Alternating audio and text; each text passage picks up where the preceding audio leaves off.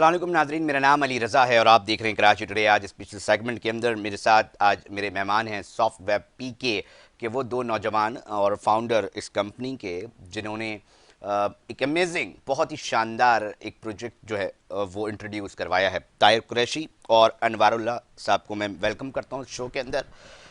सबसे पहले हम बात करेंगे नाजरीन के एक बड़ा मसला था कि वालिदैन जब भी अपने बच्चों को स्कूल्स भेजते थे तो उसके हवाले से एक परेशानी लाहक होती थी कि बच्चा स्कूल पहुंचा, वापस घर आया नहीं आया। अगर कोई वालिद हैं वो अपनी नौकरी पर पहुंचे हुए हैं तो वो परेशान होते दिखाई देते थे। एक डर जो है आजकल के हालात, बिलखुसूस कराची की अगर हम बात करते तो ये डर हर ही वालिदैन के दिल में महसूस किया जाता है और वो फ़िक्रमंद अलबत्ता जो है वो नज़र आता है। तो ये क्या सिक्योरिटी से रिलेटेड ऐसा स्कूल मैनेजमेंट सिस्टम क्या है, इसके ऊपर आज हम तफसील से बात करेंगे। मैं आप दोनों मेहमानों का शुक्रिया अदा करता हूँ, आपने टाइम निकाला। सबसे पहले मैं ये जानना चाहूँगा ये प्रोजेक्ट है क्या, स्कूल मैनेजमेंट सिस्टम से मुराद क्या है, क्यों ख्याल आया। इस हवाले से मैं चाहूँगा कि ताहिर कुरैशी साहब आप जो हैं आगाज़ करें। जी, सबसे पहले तो अली भाई आपका और आपके चैनल का के तवस्सुल से ये हमें प्रोग्राम करने को मिल रहा है और सबसे पहले तमाम आपकी टीम का शुक्रिया अदा करूँगा। अच्छा, ये सिस्टम है क्या स्कूल मैनेजमेंट सिस्टम? बेसिकली देखा जाए तो स्कूल मैनेजमेंट सिस्टम की बहुत सारी ईआरबीज़ बनी हुई हैं, मार्केट के अंदर हो रही हैं और दुनिया के अंदर सब में स्कूलिंग सिस्टम मौजूद हैगा ले और सिस्टम भी उनके पास मौजूद हैगा। हमने इसके अंदर एडवांस क्या किया है, हमने इसके अंदर इन्हांसमेंट क्या किया है सिस्टम के अंदर। सबसे पहली जो चीज़ है वो सिक्योरिटी पर्पज़ है। जैसा कि पेरेंट को परेशानी होती है, जैसे अभी देखा जाए तो कराची के अंदर हमारे रहनी चल रही है, बारिश हो रही है और परेशानी होती है पेरेंट्स को, भाई बच्चा जो स्कूल है अभी जैसे अगस्त का सीज़न है, स्कूलिंग खुलेगी तो इसमें क्या प्रॉब्लम होती है। इन फ्यूचर भी ये हो सकता है कि बारिश हो रही हो और बच्चा घर पे नहीं पहुंच रहा हो, तो पेरेंट के साथ बहुत सारे हेडेक्स आते हैं। बाज़ दफ़ा ऐसा होता है गाड़ी ख़राब हो जाती है ड्राइवर की। ये सिस्टम तो क्या करेगा ताहिर, मुझे ये बताएं कि देखिए, क्या प्लान किया है सिस्टम से इस रिलेटेड। सिस्टम में एक आम आदमी ने ले लिया, अगर स्कूल ने ले लिया तो ये किस तरह वर्क किस तरह करता है? देखें, इसका जो वर्किंग फ्लो है इसके अंदर कई मॉड्यूल्स हैं। तो सिंपल सी मैं एक सिक्योरिटी पर्पज़ के एक मॉड्यूल की बता देता हूँ। देखें, बच्चा जो होगा जब स्कूल के अंदर, बच्चा जब आपके घर से निकलेगा सुबह मॉर्निंग में, तो बाकायदा बच्चे को ट्रैक कर सकते हैं अपने मोबाइल एप्लीकेशन के थ्रू। ठीक है। आपको एक मोबाइल एप्लीकेशन प्रोवाइड की जाएगी जिसमें आप बच्चे को ट्रैक करेंगे कि बच्चा स्कूल में कब पहुंच रहा है। जैसे ही बच्चा गेट के अंदर इंटर होगा तो आपको एप्लीकेशन नोटिफाई करेगी कि ये एप्लीकेशन मतलब स्कूल के गेट पे पहुंचेगा बच्चा, वालिदैन दोनों के मोबाइल पे जो है वो पता चल जाएगा। बिल्कुल इसी तरह ठीक ही है, आगे। और जब बच्चा स्कूल से आउट हो होगा, यानी जब उसकी छुट्टी हो जाएगी बच्चे की, तो जब भी आपके पास एक मोबाइल एप्लीकेशन के थ्रू जी बच्चे की अब छुट्टी हो गई है जी और नोटिफाई ठीक है, ज़बरदस्त। अगर बच्चा अपने रेडियस, मिसाल के तौर पे आप पेरेंट अगर रेडियस सेट करते हैं भाई 400 किलोमीटर का या 500 किलोमीटर्स का, तो उसमें ये होगा कि आपका रेडियस से बच्चा आउट होगा तो आपको मोबाइल के अंदर रिंगिंग होगी या आप नोटिफिकेशन आपने कोई सेट किया होगा, पेरेंट ने जो भी डिफ़ॉल्ट सेटिंग कर रखी हुई एप्लीकेशन के अंदर, तो उसके थ्रू आइडेंटिफाइड करेगी एप्लीकेशन कि आपका बच्चा रेडियस से आउट हो रहा है। तो उसमें ये होगा कि आपको चेक करने में आसानी होगी क्या मसला है। जैसे बारिश हो रही है तो हो सकता है ड्राइवर जो है ना दूसरे रूट से लेके जा रहा है, लेकिन आपको एकदम ट्रैकिंग मिल जाएगी लाइव कि हाँ बच्चा कहाँ है, किस तरफ मौजूद है। तो सबसे अंदर ये पेरेंट जो है ना रिलैक्स रहेगा, पता चलेगा कि हाँ भाई बच्चा स्कूल में है या स्कूल से है, कोई भी इशू हो सकता है। अच्छा, इसके अंदर और भी बहुत सारे मॉड्यूल्स हैं, पूरा एक स्कूलिंग का सिस्टम है। तो इसके अंदर आप देखा जाए तो बच्चे जो हैं बड़ी क्लासेस के जो बच्चे होते हैं वो बेसिकली थोड़े से सीनियर हो जाते हैं। तो उसमें क्या होता है कि स्कूल के अंदर बंक पड़ता है। यानी अब मैं बात कर रहा हूँ क्वालिटी एजुकेशन की, क्वालिटी इंश्योरेंस के हवाले से, कि बच्चा अब 8 पीरियड हैं, बच्चा केमिस्ट्री के पीरियड में मिसाल के तौर पे इंटरवल में बाहर खेल रहा है, तो पेरेंट को ये भी पता चलेगा कि बच्चा मतलब बिल्कुल बंक मारना भी मुश्किल हो जाएगा। बिल्कुल बंक मारना भी मुश्किल हो जाएगा और पेरेंट अपनी क्या नाम है, आपकी जो स्कूल की क्वालिटी इंश्योरेंस है वो भी बेटर हो सकेगी क्योंकि डिजिटलाइज सिस्टम पूरा हो जाएगा। ठीक है। और बाकी इसके अंदर आप एग्जामिनेशन सिस्टम को अगर देखा जाए तो एग्जामिनेशन सिस्टम बहुत सारे स्कूल मैनुअल कर रहे हैं, तो उसके अंदर हम स्कैनिंग डिवाइस रखेंगे जिसके थ्रू आपके ऑटोमेटिक पेपर चेक हो जाएगा। तो उससे आपका एक टाइम भी टीचर के लिए बचेगा और जो है आपके मतलब एक तो पेरेंट को लाइव अपडेट मिलेगा कि भाई क्या हुआ है। और छोटे बच्चों की बात करें जो मॉन्टेसरी के होते हैं या फर्स्ट या 2 क्लास के होते हैं स्टूडेंट्स, तो उनकी डायरी लिखी जाती है जो टीचर लिखता है। अक्सर डायरी शिकायतें भी डायरी की होती हैं, शिकायतें भी, हाँ। तो एक तो डिजिटलाइज सिस्टम है, टीचर अपने मोबाइल से जैसी डायरी लिखेगा और सिलेक्टेड स्टूडेंट रखेगा, ये क्लास के जो भी स्टूडेंट है, जैसे फर्स्ट क्लास का सेक्शन बी में है तो ऑटोमेटिकली पेरेंट के पास नोटिफाई आएगा बच्चे की डायरी लिखी गई है। तो ये डिजिटलाइज कर सकते हैं, डायरी की स्कैनिंग भी ले सकते हैं इस तरह से। और एक स्कूल के अंदर पूरे सिस्टम के अंदर जो बाकी स्कूल के अपने फाइनेंस होते हैं, अकाउंटेंसी होती है, वो भी इसके अंदर उसके अंदर हो सारी जाएगा। चीज़ें हम गुफ्तगू को नाज़रीन बात कर रहे हैं आईटी से रिलेटेड, दुनिया भर में जदीद टेक्नोलॉजी की मदद से जो है बहुत सारी चीज़ें की जा रही हैं। अब ये एक अच्छा मामला है कि अब इसके ऊपर बात खुलकर होना शुरू हो गई है, सियासी जमातें भी इसके ऊपर बात कर रही हैं। मैं अनवारुल्लाह आपसे भी जानना चाहता हूँ, क्यों आप दोनों को ख्याल आया कि यार इसके ऊपर पर्टिकुलरली जो है वो प्रोजेक्ट किया जाए, बनाया जाए? बेसिकली इसके ऊपर ये ख्याल आया इस वजह कर के अभी लास्ट ईयर रेनी सीज़न में, बारिश के सीज़न में हमारे एक नेबर हैं, तो उनकी बेटी 1 बजे उनकी क्लास ऑफ हो जाती थी, तो तकरीबन टाइम 1:15 हो गए, तो वो घर नहीं पहुंची थी। तो इसी तरीके से हम बाहर खड़े थे और बात ऐसी नॉर्मल गुफ्तगू होती है, वो गुफ्तगू चल रही थी हमारी, तो उन्होंने इसी तरीके से कहा यार 2:15 हो गए, बेटी पहुंची नहीं और वैन ड्राइवर जो है वो अब तक कॉल भी रिसीव नहीं कर रहा। तो एज अ IT मैन मुझको ये ख्याल, ये चीज़ दिमाग में लगी कि यार क्यों ना हम इसको ऐसा फैसिलिटेट करें पेरेंट्स को कि वो अपने बच्चों की security purpose for the Karachi, क्योंकि आपको पता है हालात किस तरीके के हैं, तो फॉर द सिक्योरिटी पर्पस ये अपने बच्चों को लाइफ ट्रैक कर सकें और अपने बच्चों की लाइफ स्कूल से, एजुकेशन के हवाले से रिजल्ट ले सकें। तो ये ख्याल उस तरीके बहुत शानदार, मतलब एक सोल्यूशन दे रहे हैं। और आईटी के अंदर हर चीज़ों की सोल्यूशन हम देखते हैं कि मुख्तलिफ हम डिस्कशन कर रहे होते हैं, उसी के अंदर से आइडियाज़ निकल कर आ रहे होते हैं और यकीनी तौर पे एक अच्छी चीज़ है। अगर हम कॉस्टिंग के हवाले से बात करें, अनवरुल्लाह आप हमें बताइएगा इसकी कॉस्टिंग क्या प्लान है, क्या शेड्यूल है, B2B में किस तरह बिजनेस होता है, स्कूल वर्सेस अगर आपकी कोलैबोरेशन होती हैं किसी भी ऑर्गेनाइजेशन के साथ आपके साथ, तो वो किस तरह इसका थोड़ा सा हम चाहेंगे कि कॉस्टिंग के हवाले से भी पता चल सके। सर कॉस्टिंग की अगर मैं इस पे बात करूं तो देखें, कॉस्टिंग पे इस पे सबसे मेन जो बंदा रखता है, क्योंकि हम हर स्टूडेंट को एक डिवाइस प्रोवाइड करते हैं जो कि बहुत छोटी सी मतलब आपका ताल्लुक स्कूल से रहेगा बेसिकली, आप डायरेक्ट स्कूल को ये पूरा प्रोजेक्ट जो है वो असेंबल करके देंगे? ओके, तो उसकी कॉस्टिंग क्या आएगी? उसकी कॉस्टिंग लेट सपोज 500 बच्चे हैं एक स्कूल के। ओके, अगर एक स्कूल के 500 बच्चे हैं तो सर इसकी कॉस्टिंग तकरीबन 7.5 लाख हो जाएगी। ये वन टाइम इन्वेस्टमेंट है? ये वन टाइम इन्वेस्टमेंट है, लेकिन ईयरली मेंटेनेंस अगर स्कूल वाले चाहें करवाना तो वो हमसे करवा सकते हैं, जिसमें डिवाइस की कॉस्टिंग नहीं होगी, ईयरली मेंटेनेंस में। इसमें यानी कि 7.5 लाख वन टाइम देना है, उसके बाद 1 लाख रुपए जो है वो देने पड़ेंगे। अच्छा, तो पर बच्चा फिर अंदाजन कितने की कॉस्ट करेगा?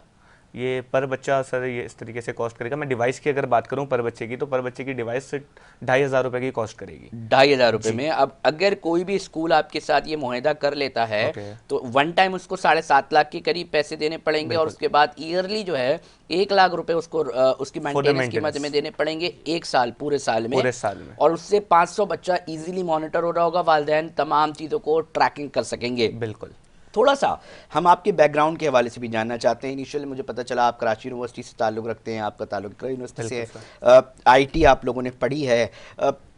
थोड़ा सा स्ट्रगल के हवाले से बताएं। आप जैसे नौजवान बहुत सारी जगहों पर मेरे साथ रब्ता कर रहे होते हैं कि जनाब ये इश्यूज़ हैं, हमारे पास ये प्रोजेक्ट्स हैं, हम ये कर सकते हैं, मगर हमारे पास कहीं ना कहीं इश्यूज़ आते हैं। तो ये अमूमी तौर पे जब भी कोई भी ग्रेजुएट निकलता है तो वो नौकरी की तरफ जाता है। बिल्कुल ऐसे ही, क्योंकि कराची के अंदर एक बैठा हुआ है जी, नौकरी करनी है, ठीक है जी, तो और वो फिर मिलती है 35-40 हज़ार रुपए की, एक बहुत बड़ा, इसके ऊपर भी एक अलग से डिबेट करेंगे। थोड़ा स्ट्रगल के हवाले से बताएं जनाब। अच्छा अली भाई, देखें स्ट्रगल, देखें हम लोग पहले तो अपनी स्ट्रगल बताते हैं ताकि जो ग्रेजुएट हैं IT सेक्टर के जो स्टूडेंट्स हैं वो पास आउट होते हैं तो उनको हम क्या अपनी जो है ना बेनिफिशियल बता सकते हैं। सबसे पहले हम स्ट्रगल के बारे में बात करते हैं। हम अपनी हमारी जो स्ट्रगल रही ज़ाती स्ट्रगल बताओ। बहुत सारे लोग सुन रहे होंगे, मुझे इस पे बड़ी बातें करनी है क्योंकि मोटिवेशन नहीं मिल रही, होप नहीं मिल रही लोगों को। देखें अली भाई, स्ट्रगल हमारी ये थी कि जब हम पास आउट हुए थे और पास आउट होने के बाद फिर जाहिर सी बात है, हमने सबसे पहले तो जाहिर सी बात है पास आउट होता है तो स्टूडेंट ये सोचता है कि भाई कि उसको इंटर्नी मिले या कहीं जॉब मिले। जॉब तो दूर की बात है, पहले तो इंटर्नशिप लेने के लिए फ़ोन करते हैं, यार मुझे लगवा दो कहीं, कोई जानने वाला है, सबके साथ ट्रॉमा है, आई नो। और फिर जब जॉब पे जाते हैं तो जाहिर सी बात है सैलरी होती है। तो सैलरी जाहिर सी बात है IT सेक्टर के अंदर देखा जाए, जैसे वर्ल्ड वाइड देखा जाए, बड़ी ह्यूज अमाउंट सैलरी होती है, लेकिन जो पे करे जाता है उसमें ये करा जाता है कम से कम 35,000 स्टार्टिंग में या 50,000 कर लेते हैं। तो उसमें जो होता है कि एक तो बड़ी एफर्ट्स करनी पड़ती है। हाँ, उसके अलावा हम फर्ज करें 8 आवर्स की ड्यूटी भी है, क्योंकि हमारी फील्ड के अंदर IT सेक्टर्स के अंदर होता है, क्योंकि हमने जब अपने प्रोजेक्ट को डिलीवर करना होता है ना, तो उसके साथ हमारे साथ जो ड्रॉबैक्स आते हैं वो आते हैं टेस्टिंग मोड के ऊपर। सिस्टम को चेक किया जाता है, क्लाइंट साइड उसको डिलीवर करने से पहले, तो हमें ओवर टाइम भी देना पड़ जाता है। और फिर ओवर टाइम 8 घंटे की नौकरी 12 घंटे हो गई, 12 घंटे की भी हो 12 जाती घंटे, है, 16 और घंटे इस फिर टाइप उसमें की टाइम, क्योंकि सबसे मेन चीज़ होती है क्लाइंट को डिलीवर करना होता है प्रोजेक्ट, तो ये बड़े चीज़ें होती हैं। तो हमारे साथ जब हमने जॉब स्टार्ट करी थी तो हमारे साथ ये बड़ी चीज़ें आई, तो अब जाहिर सी बात है देखा जाए तो हम लोग अपनी प्रोडक्शन भी करते हैं, हम जाहिर सी बात है सॉफ्टवेयर हाउस वाले अपनी प्रोडक्शन भी करते हैं और कस्टम प्रोडक्ट भी बनाते हैं, बाहर से कुछ चीज़ें होती हैं वो यहाँ पे पाकिस्तान के अंदर बनाई जा रही होती हैं। तो हम लोगों ने यही सोचा अपने स्ट्रगल के लिए कि हम अपने आइडिया को प्रेजेंट करें, मार्केट में क्या क्या चीज़ें इस्तेमाल हो रही हैं उनको किस तरह से हम डिजिटलाइज सिस्टम के अंदर पहले लेकर आ नौकरी की, इंटर्नशिप की, पहले फिर नौकरी पहले की, नौकरी फिर की, सोचा यार खुद internship कुछ की, बिल्कुल। क्यों ना किया जाए। जब हाँ, बिल्कुल, क्यों ना बना 8 जाए। घंटे किसी और के लिए काम कर सकते हैं तो फिर खुद के बहुत लिए क्यों ना जबरदस्त, किया ये जाए। बहुत अब लोग सोचना शुरू हो गए हैं। पहला क्लाइंट जब अनवारुल्लाह मिला होगा किस तरह मिला, क्योंकि जब एक चीज़ दुकान आप खोलते हैं किसी भी चीज़ की कि जी, फिर कस्टमर का वेट किया जाता है कि यार अब कोई आए और मुझसे कोई चीज़ खरीद ले, तो पहला क्लाइंट बड़ा इंटरेस्टिंग होता है, उसके पीछे बड़ी तकद्दो होती है। और जब पहला क्लाइंट आता है कि जनाब ये लें, आ गया, तो उसके पीछे फिर उसको डिलीवर करना, उसका एक फीडबैक को मैनेज करना, तो पहला क्लाइंट कैसे मिला थोड़ा शॉर्टली मुझे बताइएगा। देखिए अली भाई, पहला क्लाइंट हमें ये मिला कि जाहिर सी बात है जब हम अपना काम करते हैं ना तो कुछ हमारे पास हेडेक्स आते हैं, प्रॉब्लम्स आती हैं, बहुत आते हैं, सारी और चीज़ें प्रॉब्लम तो करनी आते हैं होती क्योंकि हम बनाते हैं, सोचते हैं मार्केट में ये चीज़ चलेगी, क्योंकि हमारे पास कस्टम आइडिया नहीं होता, किसी की डिमांड नहीं होती, हम अपना आइडिया प्रेजेंट कर रहे होते हैं। तो मेरे पास जो सबसे पहले चीज़ आई थी, जो मैंने आइडिया प्रेजेंट करता, हमारा एक सिस्टम है, वाटर इन्वेंट्री सिस्टम है। तो जो लोग घरों पे आपके जो बॉटल्स उतारते हैं, डिलीवरी इंडस्ट्री जो पानी की वाटर सप्लाई कंपनीज हैं, तो वो मैनुअली काम करते हैं।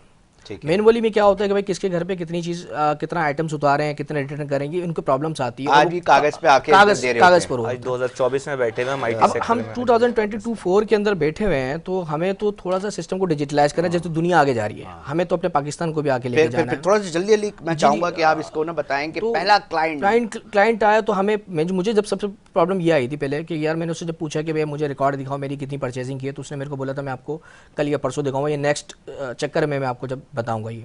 तो फिर क्योंकि हम तो आईटी के सेक्टर से ताल्लुक रखते हैं, तो हम लोगों ने सोचा कि ये आइडिया हम बड़ा अच्छा आइडिया मिला, आइडिया किसी से भी मिल सकता है, तो हमने अपने प्रोडक्ट बनाई और उस प्रोडक्ट को लॉन्च करा, और फिर अल्हम्दुलिल्लाह जब हमने उसकी मार्केटिंग करना स्टार्ट करी तो सबसे पहला क्लाइंट हमारा इस्लामाबाद का आया। ओके, और अच्छा, इस्लामाबाद से आया। इस्लामाबाद से आया मार्केटिंग करने पर, और उसने भी हमें बहुत सारी चीज़ें बताई, सिस्टम की, ERP के लिए क्या क्या चीज़ होनी चाहिए, इस इंडस्ट्रीज को क्या क्या चीज़ों की नीड है। तो हमने उसकी प्रोडक्शन को तकरीबन 8 से 9 महीने लगे, क्योंकि सिस्टम है, सॉफ्टवेयर है, काफ़ी बड़ी ERP अकाउंट्स है उसके अंदर, ओके, फाइनेंस ओके, है, ओके। बहुत सारे इसके अंदर मॉड्यूल्स है। तो हमारे 8 से 9 महीने स्ट्रगल लगे। तो हमारी सबसे पहली प्रोडक्ट ये थी, फिर फर्दर प्रोडक्ट्स हमारी आती गई, और इसी तरह से हम आगे चलते गए। थोड़ा सा मैं इस हवाले से भी अपने इस इंटरव्यू को मैं आगे बढ़ाना चाहूँगा। देखिए नाजरीन, क्यों हम बात करें, हमारी K21 न्यूज़ की टीम ये कोशिश कर रही है कि जो ब्रांड्स हैं पाकिस्तान के, जो नौजवान मेहनत कर रहे हैं ना, उनकी चीज़ें हुकूमती सतह पर भी दिखाई जाए कि देखें जी, ये आपके पास प्रोडक्ट्स हैं जो दुनिया भर में जाके अपनी सर्विसेज दे देते हैं, जब यहाँ पर उनको सहूलियात नहीं मिल रही होती, फिर क्या होता है जी, ब्रेन ड्रेन उसका नतीजा निकलता है। सरकार से क्या चाहते हैं आप जैसे नौजवान? मैं चाहूँगा कि आप तमाम नौजवानों की तर्जुमानी कर रहे हैं इस वक्त यहाँ बैठ के, आईटी से रिलेटेड है, आईटी से रिलेटेड कोई भी शख्सियत है, आप जैसे नौजवान हैं, वो क्या एक्सपेक्ट करते हैं कि अगर जनाब सरकार आपके साथ ये इन जगहों पर मदद कर दे तो आप लोग बेहतर अंदाज में अपना काम कर सकते हैं, बेहतर अंदाज में अपनी सर्विसेज ना सिर्फ पाकिस्तान में सोल्यूशन निकाल सकते हैं बल्कि दुनिया भर से भी रेवेन्यू जनरेट कर सकते हैं। अनवरुल्लाह साहब, आप मुझे बताएं ना कि क्या सरकार से चाहते हैं आप जैसे नौजवान? सर, सरकार से बेसिकली जो हमें इनिशियल स्टार्टअप में सबसे बड़ी प्रॉब्लम ये आती है कि एक जगह बैठ के काम करना, जिसको हम ऑफिस कह लें, कि ऑफिस की जगह।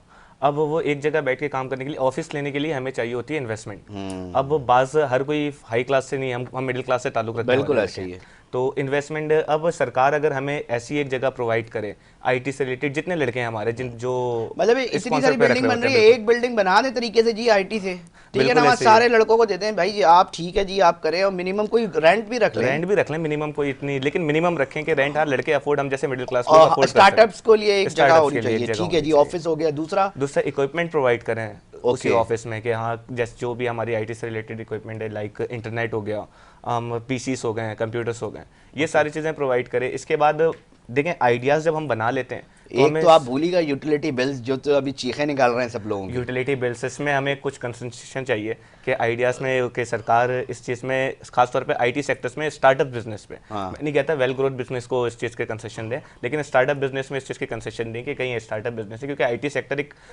मुल्क के लिए, मुल्क की मईशत के लिए बहुत ज़्यादा मायने रखते हैं, रोल प्ले कर सकता है। फंड्स के भी तो मामलात होते हैं, हम देखते हैं जी आइडिया पिच करते हैं, दुनिया भर में बैंक्स दे देते हैं फौरन लोन। तो इधर आप लोग जैसे स्ट्रगलिंग पीरियड में होते हैं तो इतनी आराम से आप लोग को फंड्स मैनेज हो जाते हैं?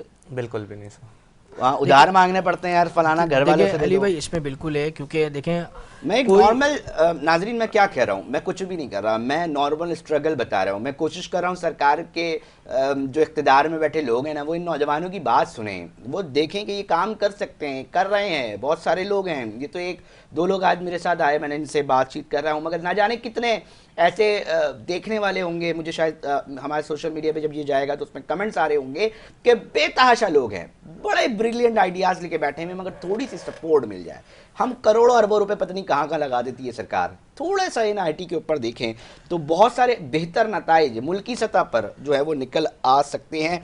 दुनिया भर से रेवेन्यू कैसे कलेक्ट होता है आईटी के ज़रिए, मैं चाहूँगा कि जो हमारे नाजरीन हैं वो भी देखें। आईटी से रिलेटेड बहुत सारे लोग सुन रहे होंगे, तो मैं अनवारुल्लाह आपसे भी चाहूँगा कि आप ज़रा बताएं ना कि दुनिया भर से रेवेन्यू जो है। सर दुनिया भर से आईटी से रिलेटेड अगर रेवेन्यू की मैं बात करूं तो रेवेन्यू दुनिया डिफरेंट प्लेटफॉर्म है जो कि एक सर्विस प्रोवाइड कर रहे हैं कि वहाँ पे कस्टमर्स आते हैं, अपनी क्यूरीज छोड़ते हैं, और जो आईटी से रिलेटेड हम जैसे लोग बैठे हुए हैं वो बेटे उठा रहे होते हैं। तो डिफरेंट बहुत सारे ऐसे प्लेटफॉर्म पे हैं जो कि इस पे वर्क कर रहे हैं। तो इस थ्रू मिल रहे होते हैं कि दुनिया भर से हमें खासतौर पर ज़्यादातर काम आईटी से रिलेटेड, हमें जो प्रोजेक्ट पाकिस्तान में तो हम इस तरीके से तरजीह नहीं दी जाती। अमेरिका में कोई शख्स बैठा हुआ आपसे क्यों कराएगा, वहाँ पर अमेरिका में करा ले। मैं एक जनरल सवाल कर रहा हूँ जी। देखें अली भाई, सबसे पहली तो चीज़ है कि देखा जाए ना, जो अगर फ्रीलांसिंग के हवाले से बात की जाए कि दुनिया के लोग, पूरी दुनिया के आईटी के जो बड़ी बड़ी यूरोप साइड कंपनीज़ हैं उनकी इकोनॉमिक्स बहुत बेटर है पाकिस्तान से बामुकाबिल। तो वहाँ क्या होता है, अगर एक वहाँ पे सैलरी पर्सन बंदा हायर करते हैं, एक कंपनी हायर करती है, तो फ़र्ज़ करें अब अगर अमेरिका में हायर किया जाता है तो 10,000 कम से कम उसकी सैलरी होगी डॉलर्स के अंदर, $10,000। और उसकी एक्सपीरियंस के लेवल के ऊपर भी होगा। तो जाहिर सी बात है 15,000 अगर उसके डॉलर है तो पाकिस्तान में अगर वो प्रोजेक्ट, पाकिस्तान में वो लोग डाइवर्ट इस वजह से करते हैं, फ्रीलांस प्लेटफॉर्म जो इंटरनेशनली सतह के ऊपर मौजूद हैं, उसमें सबसे पहली चीज़ ये होती है कि हमारे लिए इकोनॉमिक्स गिरी हुई है, तो हम $2,000 पर मंथ पे प्रोजेक्ट को कंपाइल और मतलब वो पर मंथ एक तनख्वाह बर्दाश्त कर रहे हैं या पूरा प्रोजेक्ट निकल जाएगा $2,000 में? बिल्कुल पूरा प्रोजेक्ट निकल जाता है, और इजी उनके लिए भी, और आप लोगों के पास भी, और रेवेन्यू इधर आ रहा है। बिल्कुल रेवेन्यू। सर्विस ओरिएंटेड कामों की बात कर रहे हैं अगर हम सिर्फ कर लें तो उसमें भी इतना रेवेन्यू है उसमें भी कि वो बड़ा इजीली, आप जैसे आप लोग हैं, फिर इस तरह बेतहाशा आईटी के ऊपर नौजवानों ने सॉफ्टवेयर हाउसेस खोले में। मेरा एक बड़ा बुनियादी सवाल है, मैं अपने मुख्तलिफ शोज़ के अंदर भी ये बात कर चुका हूँ कि नाज़रीन और बिल्कुल इक़्तिदार में बैठे लोगों को, आप लोगों से भी मैं ये वाली बात कहना चाहूँगा कि देखें निसाब जो हमें पढ़ाया जाता है यूनिवर्सिटीज़ के अंदर, अब आप प्रैक्टिकल फील्ड में, ठीक है जनाब, अब आप प्रैक्टिकल फील्ड में हैं। अब मैं एक तल्ख सवाल करना चाह रहा हूँ और मैं चाहूँगा कि आप लोग खुल के बताएं, क्योंकि ये अब पता चले ना लोगों को कि जी स्ट्रगल करने के बाद जब प्रैक्टिकल अप्रोच आती है, जब प्रैक्टिकल काम कर रहे होते तो पता चलता है यार हमें क्या हमने नहीं पढ़ना था, हमने कहाँ टाइम ज़ाया कर दिया, हमें क्या पढ़ना चाहिए था, वो बाद में पता चलती हैं कि यार ये तो हमें पढ़ाया ही नहीं गया। सारी थ्योरी यूनिवर्सिटीज़ के अंदर पढ़ाई जा रही है। निसाब के हवाले से बताइएगा कि क्या समझते हैं, क्या कमी है, निसाब को अप टू डेट होना चाहिए? अच्छा अली भाई, ये बहुत पढ़ाया जा रहा है, ये सबसे मैं बोलता हूँ आईटी से रिलेटेड वाले हो, ये सबसे अहम सवाल है, क्योंकि इसी पे एक स्टूडेंट का, एक तालिब इल्म का पूरा कैरियर इसी के ऊपर डिपेंड है। क्योंकि अगर वो 3-4 साल की एक स्टडी करता है यूनिवर्सिटी के अंदर, जब वो पास आउट होता है वहाँ से, तो वो ये देखता है कि मेरे अंदर वो एबिलिटीज़ है कि मार्केट में काम कर सकूँ। तो सबसे पहले उसकी एजुकेशन उसकी इंपॉर्टेंट होती है। हमारे इधर ज़्यादातर ये होता है, जो गवर्नमेंट के सेक्टर्स होते हैं उसमें निसाब को अपडेट नहीं किया जाता। टेक्नोलॉजी में कहता हूँ 24 आवर्स के अंदर अपडेट होती रहती है, नई नई चीज़ें आती हैं, मिनटों के अंदर तब्दीलियाँ आ रही हैं, मिनटों के अंदर जिद्दत आ रही है। तो हम लोग सालों हो गए, हमारी बहुत सी यूनिवर्सिटीज हैं, पीछे है, बहुत पीछे है। पता क्या होगा भाई, हम अब आए हैं, हमने देखा यार ये तो हम पढ़ ही नहीं रहे, हम मैं आपको बता दूं, आदम के ज़माने का निसाब पढ़ रहे हैं। 5 साल 6 साल पीछे जाते हैं तो एक सॉफ्टवेयर इंजीनियरिंग के बुक से राइटर हैं समर बेली, उनकी बुक्स पढ़ाई जाती है। लेकिन अगर देखा जाए 16 to 17 समय मतलब उसका एडिशन पढ़ाया जा रहा है यहाँ पर, और उसका अगर देखा जाए तो उसका 24-25 एडिशन अप टू डेट चल रहा है, और दुनिया भर में पढ़ाया जा रहा है। और हम जो है हम पुरानी सॉफ्टवेयर इंजीनियरिंग पढ़ रहे हैं, क्योंकि कॉन्सेप्ट चेंज हो रहा है। आप देखा जाए एल्गोरिथम्स चेंज हो रहे हैं, अगर देखा जाए एजाइल मेथोडोलॉजीज चेंज हो रही हैं, बहुत सारी सी चीज़ें चेंज हो रही हैं, और आईटी के फील्ड में एक स्टूडेंट को अप टू डेट रहना पड़ता है। मैं सुनने वालों को सिंध हुकूमत से भी दरख्वास्त करता हूँ कि जनाब एक इजलास इस पर भी बुला ले वज़ीर आला सिंध मुराद अली शाह साहब के। देखें जी ये प्रैक्टिकल अप्रोच के ऊपर बातें हो रही हैं, लोग कह रहे हैं कि जब हम प्रैक्टिकल फील्ड में जा रहे हैं ना, तो जी हमें पता चल रहा है कि हमने क्या जो है ना वो नहीं पढ़ा और क्या पढ़ना चाहिए था। तो प्लीज़ मैं तमाम महकमा तालीम और तमाम अहम लोगों से ये भी रिक्वेस्ट करूँगा कि कम से कम जो है वो इसके ऊपर निसाब के ऊपर देखा जाए, क्योंकि बिल्कुल, ये अप टू लाजिम डेट है। करना, हम कब तक ये फ्लॉपी डिस्क के अंदर फंसे रहेंगे। नौजवानों की अगर हम बात करें तो नौजवान आपसे डिमांड कर रहे हैं खुद के, यार हमें थोड़ा मुश्किल कर दो, थोड़ा निसाब कर लो, डिग्री सिर्फ एक टिकट नहीं रहने दीजिए, थोड़े बहुत दे देना तालीम, ये वाला बिल्कुल। मामला है। आइडियाज़ के ऊपर हम बात कर रहे हैं अनवारुल्लाह साहब, और मैं कहूँगा तारिक कुरैशी साहब, देखिए हमें मार्क ज़करबर्ग नज़र आता है, एक आइडिया ही है ना, बिल्कुल। Trillion dollars industry, million dollar industries कैसे बन जाती हैं, इतने बड़े बड़े रेवेन्यू के, मतलब मुल्कों से ज़्यादा रेवेन्यू जनरेट एक वेबसाइट कर रही है, कुछ भी कह लें, एक आइडिया ही है ना। बिल्कुल आइडिया ही है सर। तो इसके ऊपर क्या कहेंगे? देखें अली भाई, सबसे पहली बात तो ये आइडिया सबसे लिए बहुत इम्पोर्टेंट होता है। हाँ।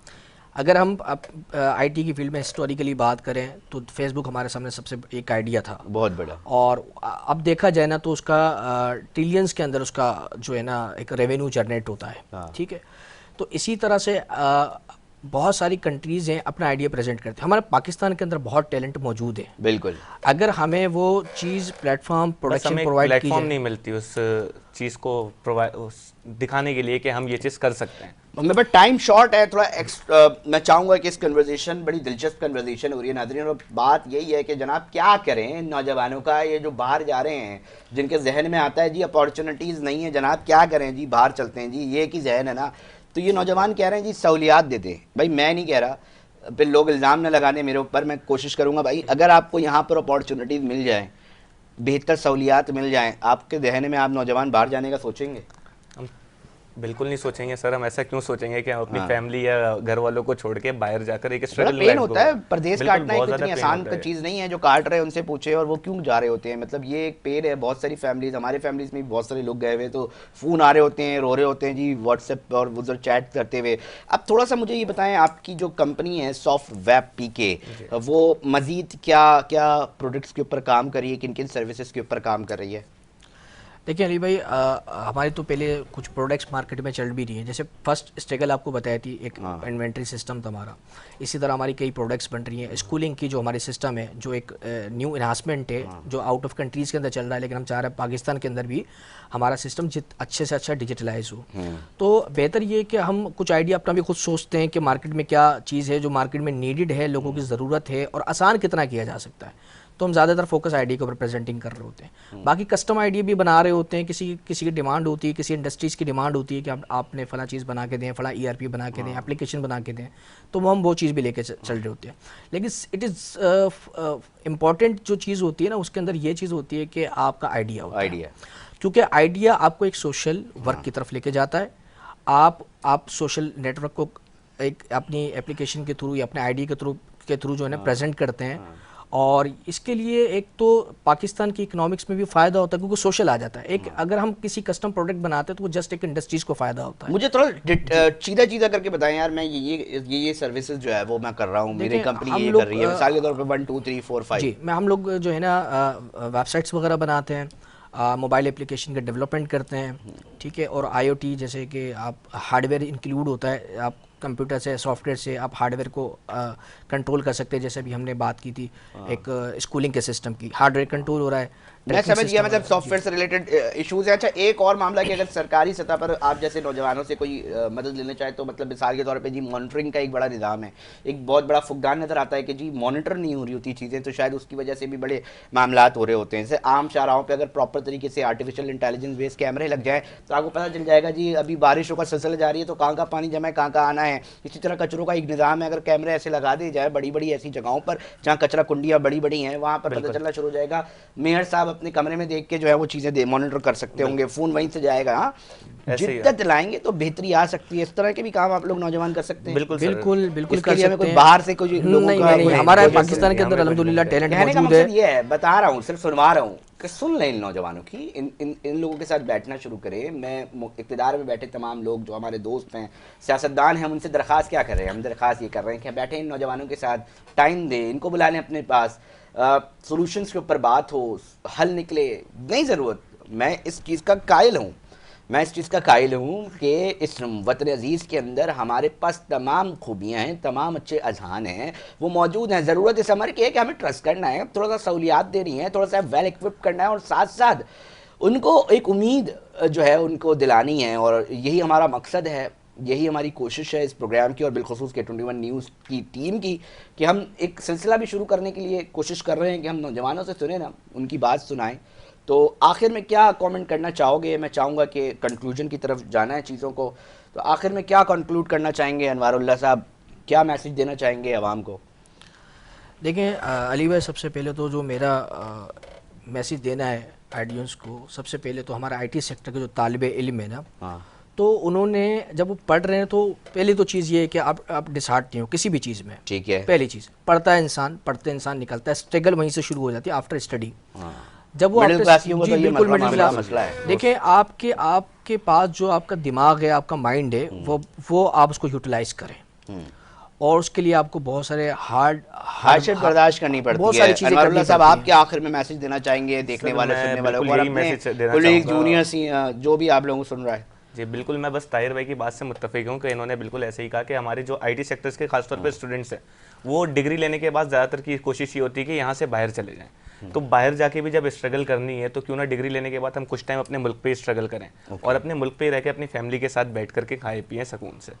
बहुत ज़बरदस्त। अनवारुल्लाह साहब थे, को फाउंडर हैं सॉफ्ट वेब पीके के। ताहिर कुरैशी हैं जिनसे हम गुफ्तगू कर रहे थे। नाजरीन, ओवरऑल बात कर रहे थे, कोशिश ये कि नौजवानों को उनकी सुनी जाए। मैं कोशिश कर रहा हूँ कि अपने पास नौजवानों को बुलाऊँ, उनसे पूछूँ, उनकी सुनूँ, अपने ज़रिए इस टेलीविज़न प्लेटफॉर्म के ज़रिए सरकार तक कोशिश करूं कि उन तक चीज़ें जो है वो जाएं, ताकि सॉल्यूशंस निकले। हम जिस कर्ज़े का रोना रो रहे हैं, उसके अंदर आईटी सेक्टर एक बहुत बड़ा किरदार अदा कर सकता है। ना जाने कितने नौजवान आपके इर्द गिर्द मौजूद हैं, और आप लोग भी हमसे रब्ता कर सकते हैं किसी भी प्रोजेक्ट के हवाले से। नाज़रीन, वक्त हुआ है एक ब्रेक का, ब्रेक पे जा रहे हैं, मगर साथ जुड़े रहिएगा। आज हम बात करेंगे मोबाइल फ़ोन्स के ताजरों की, जो एहतजाजी सूरत हाल पर जाने पर मजबूर हो रहे हैं, क्यों हैं, उनसे बात करेंगे।